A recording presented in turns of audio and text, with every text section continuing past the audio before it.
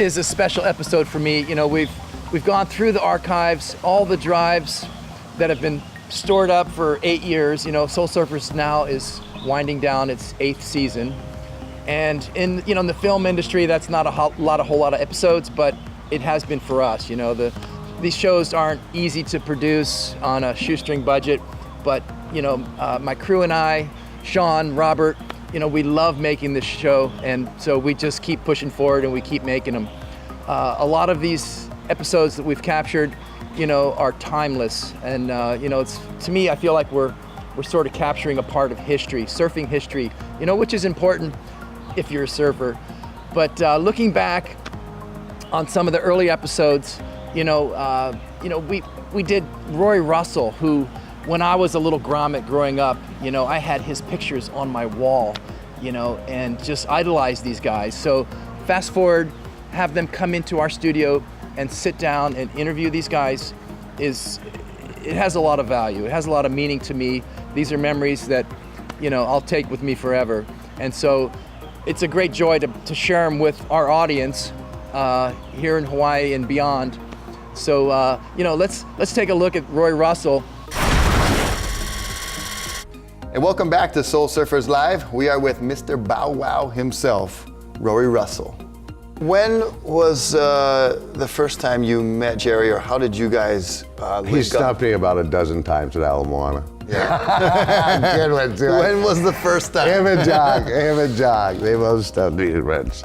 It was okay. It was nice having them take me under their wing. Did you know? But on the other hand, who I got tortured. Did you know who they were? Oh yeah, I lived next door to Jock. Yeah. I moved from Schofield Byrix right next door to Jock Sutherland, and Jock's brother Jim was my classmate. We were the same age and stuff. Mm-hmm. So there were basically 3 of us that hung around the North Shore. The only 3 kids that went to school and lived out here were Bill Lacey, whose dad was a accomplished surfer and a helicopter pilot, had a steel company in Honolulu. Mm-hmm. And Bill used to go to school from Pupukea in a helicopter. Wow. And then have his dad drop him off at Chun's and stash his board at our house. And we had a really blessed life, I tell you. We had things we didn't know we had. Yeah. And the surf was there every day. We had no TV. We thought that was miserable, but we spent all that extra time in the ocean. Uncrowded waves. And we had nothing to do, so we did from body womping Waimea, which was really good. I mean, we didn't body surf Waimea, we went body womping. That's the only time I broke a boat, was 12 foot, not 12 foot, but 4 or 5, 6 foot Waimea surf rig. Yeah. And that was real good. And back then, our quiver, you know how many boards were in our quiver? 1. Yeah. Seriously, and if we were lucky, we'd sneak in and grab Jerry's board or Jocko's boards. I broke a few of Jocko's boards I still have yet to tell him about. Another one of these guys that comes to mind was Dick Brewer. If you're a surfer of age, everyone knows who Dick Brewer was. Brewer was sort of the best surfboard shaper of his era at the time, and many shapes and many other shapers have sort of copied his designs, and his boards have transformed into a lot of the boards that we ride today. Very innovative, very creative, and have made tens of thousands of boards for some of the greatest surfers in the world. Well, when you live in California, when you get a driver's license, I remember at 14 and a half, you could get a driver's license if you had a work permit to work after school. Okay. And at 14 and a half, I bought a Ford with a rumble seat. And when you buy a car, 20 miles to the beach, you buy a surfboard. And before long, I was going to the beach and surfing. Mm-hmm. Tell us about surfing up and down the California coast, through your high school years. California, one of my good friends worked for Velzy, just driving boards up and down the beach with his Woody, and he's the one that really got me interested in surfing. And when you live inland, you want to move to the beach. By the time I was going to Long Beach State College, I got a house down by the beach, and the first board I shaped, I was living down at Surfside, right by the beach. And my friend had a Joe Quigg gun, Yeah. from the islands. This would be back at 58 or something. And I got a template off his board and built myself a 10-footer. Velzy and Harold Walker were making blanks at some garage in Costa Mesa. And I just happened to get a big hunk of foam and went to the lumber yard in Seal Beach and glued the thing up with rubber bands and did it just the way we still do it. Yeah.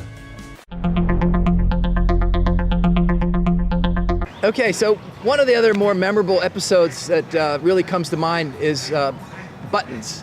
You know, I think every surfer knew who Buttons was. You know, back in the 70s, I mean, he innovated, you know, a lot of the maneuvers that sort of spiraled into, you know, modern surfing today, you know, and he was so far ahead of his time with his surfing ability. And so check out a little bit of Buttons here on the interview.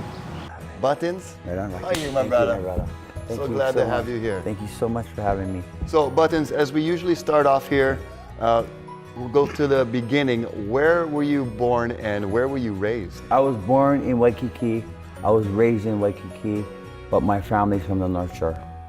Now people at that time, when you started improving and gaining some attention, they were calling you a futuristic surfer. What do you think they were meaning by that, or what are some of the things you were doing to get that reputation?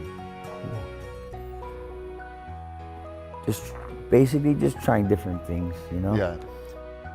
New stuff. New stuff that normal people don't do.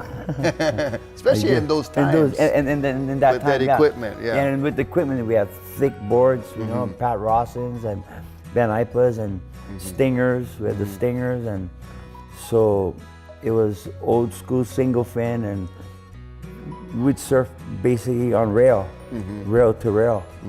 And so pretty interesting. And of course, watching, you know, our elders, my elders, like, you know, like Reno, I mean, I can go on, Reno, BK, Jock Sutherland, they'd be on my wall, my little collage of pictures, and it's pretty cool, interesting growing up as a little ground. So one of the other more memorable episodes was with Jock Sutherland. And, you know, Jock is, to me, one of the best surfers in the world. I just, you know, if you've ever been in the water surfing with Jock, he's amazing.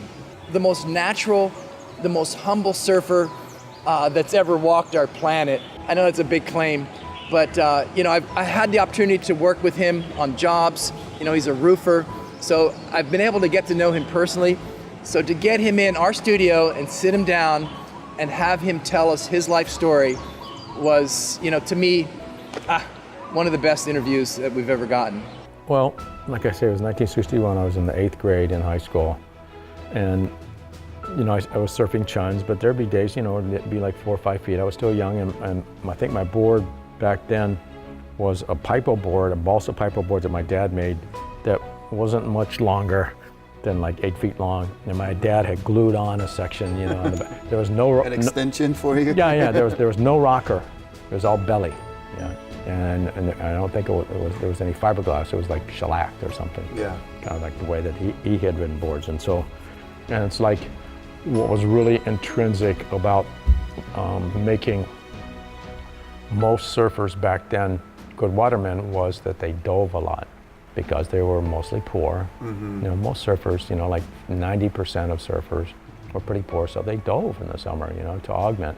Right. You know, you hear stories of guys, you know, 8-10 guys in a Quonset hut, you know, and eating, you know, dog food, whatever, you know, whatever. But most of them became good divers, which helped with the wind.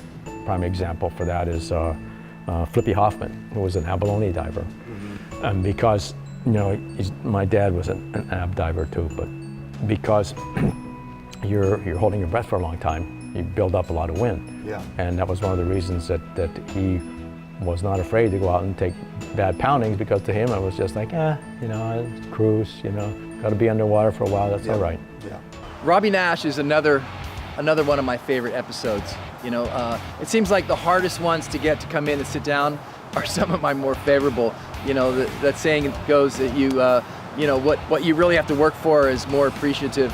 And it took a lot of phone calls to get Robby in our studio and have him sit down with Rocky Cannon, but it was well worth the effort.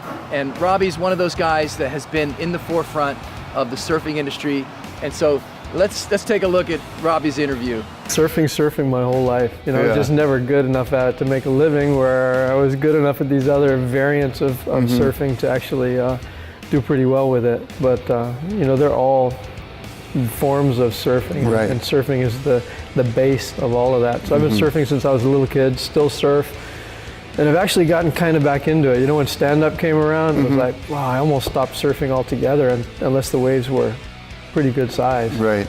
When did you first get over to Maui? 1981, we started going over to Maui for professional windsurfing contests, and obviously Maui became kind of the mecca for windsurfing through the 80s and 90s. So I started traveling back and forth between Oahu and Maui in about 1981, and then bought a house there in 1987, and have lived on both islands ever since, kind of going back and forth and back and forth. And the last 7 or 8 years, pretty much full-time on Maui. Okay. But we're actually back in Kailua right now, so it's All right. nice. I know you've been a world champion at windsurfing. When was your first world title in windsurfing, and how did that make you feel when you're able to accomplish that? My first world title was 1976. I was 13. It was in the Bahamas.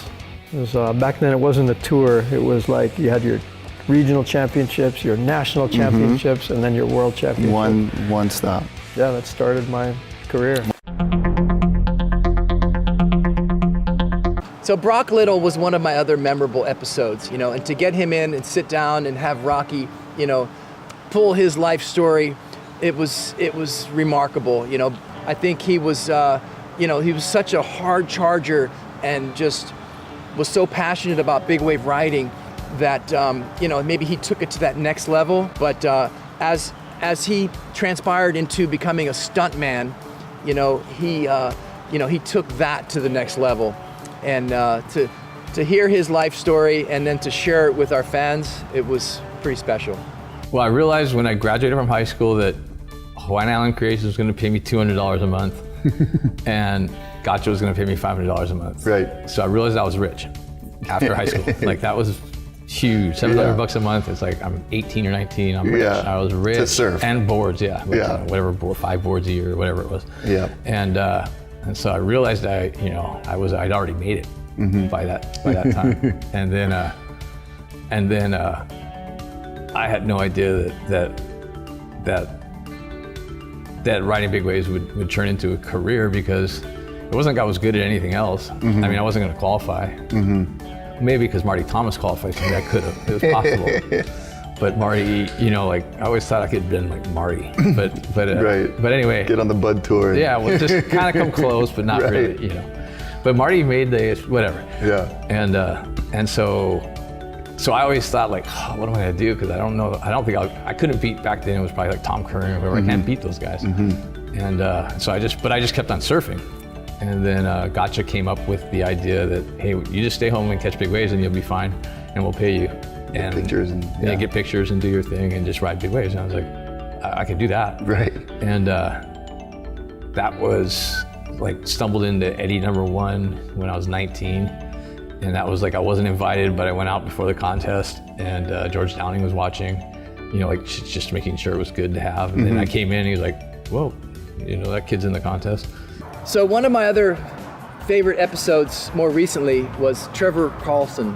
And I did not even know who Trevor was, but again, as time progressed, we switched the format up as SoulSurfers, and I was sort of getting tired of the generic sit-down one-on-one interview, and I wanted to go more into reality-style type TV show. And so, doing Trevor was one of the earlier ones of that style. And so we followed him around for a few days and captured all of his lifestyle images. And then, some of the footage that we were able to obtain was this amazing drone footage from Mavericks, Northern California. And so here, let's check out Trevor Carlson. Social media has made us so aware of all the different big waves that are out there that now, at the moment there's a big swell, you immediately start seeing photos of these waves in real time. And so, all these Jaws swells, I kept seeing photos from Mavericks. And then finally, I was on the cliff talking with a friend one day, and I was telling him, like, man, I would love to go to Mavericks one day. It just looks like the next step of this chase of big waves. And so he was like, yeah, if you want to go surf Mavericks tomorrow, he's like, I got a friend who will meet you at the beach and paddle out with you. And so I literally jumped on a red eye that night, flew to California, and the next morning surfed Mavericks for the first time. So February 4th was the best day of Mavericks this year, and maybe the best day ever paddled from what I hear as well. It was A grade, as good as it gets, good conditions from mid-morning until dark. I drove from the airport straight to the beach, and off the red eye, and then I paddled out on February 4th. And my theory is on these days is that I try to ride bigger boards after taking red eyes because you're just so exhausted. That day I decided to ride a big 10.6 because I just had no energy, and I needed to make up for that. I caught 4 waves that day. My first was a wipeout, and all of a sudden I was like, okay, I'm awake now. And then my second wave, I got a barrel, which isn't really normally what you're looking for out there. Like normally, that's not really even a line that's approachable. But I found one that I thought I was even going to make it. Like I actually for a moment believed I was going to make it, and it just pinched on the end.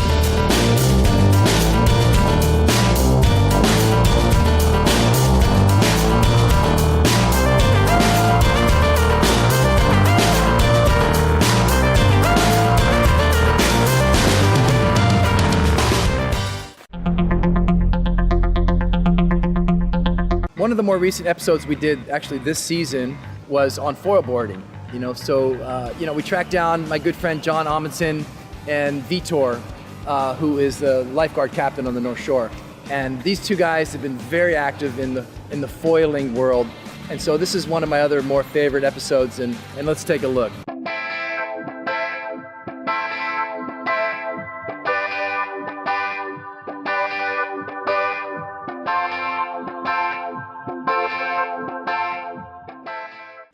Hi, my name's John Amundsen. I'm a board designer and shaper on the North Shore of Oahu, and I've been surfing most of my life, which is about 50 years, and been foiling for the last 17 years, first with tow-in foiling, then kite foiling, and now surf foiling. Originally, some of the first guys that started foiling were Laird and the guys from Maui, and they took a hydrofoil from a lake, a sit-down board called the air chair, and they adapted it to a surfboard. And they started doing tow-in surfing on that. And shortly after that is when we got into that, and over here on the North Shore.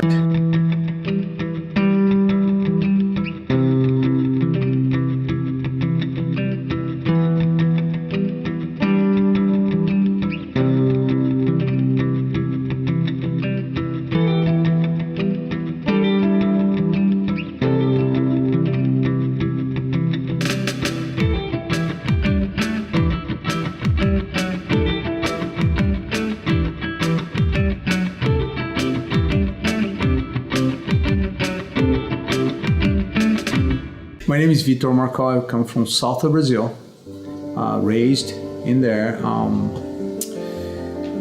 Pretty much my childhood I spent in the city, and my mom was very afraid of the ocean. You go to the ocean, it's dangerous currents, people die in the ocean. Still not related to surfing, but I like to jump off bridges, diving. I was not really into fishing, but always jumping and landing in the water, And then when the surf started coming into my life, that's when I said, wow, this is fun, this is good. So put the pool on the side, and the ocean was the place that I want to be at,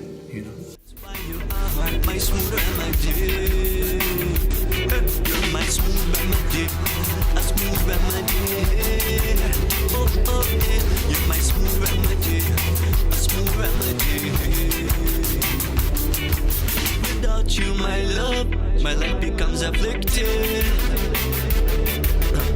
It's not a drug, but I become addicted. A piece of paradise. Your love is what I'm when I first engaged the foil and I'm up on the board, just the fact that you're not touching the water, you know, it's this close to what you feel like you are a bird flying, but you're just above the water 24, 30 inches. And that's the closest you can get to me right now without having wings or paragliding or gliding on it, right? That's the closest you can get, but you're even more fun because you're doing in the water and you're using what you wanna. Is the wave, is the power, the energy, right? When you're gliding, you're using the wind a little bit, the thermals, and you have all that, right? You have the sail, that you're in the water. And what amazes me the most is the energy that carries the wing underneath, and how you connect from one point, what we call connects the dots, right? A to B to C. Go from one bump, swell, to another bump, another swell, and you start reading where you can go, and all of a sudden you just go like 100 yards that way, 100 yards this way, 100 yards forward. There's a blank in your brain that you can process any other thought than this is just good. So now rolling forward into season 9, you know, we hope we can continue to bring you some good quality production and still capture all this amazing surfing history. And so you can also check out some of our previous episodes on our website, outerreef.com. And we'd love to hear from fans. You know, you can go to the site and send us a comment, send us feedback. If you've got anybody interested that you'd like to have featured on Soul Surfers, feel free to let us know. All right, thanks for watching, everybody. Aloha. Aloha.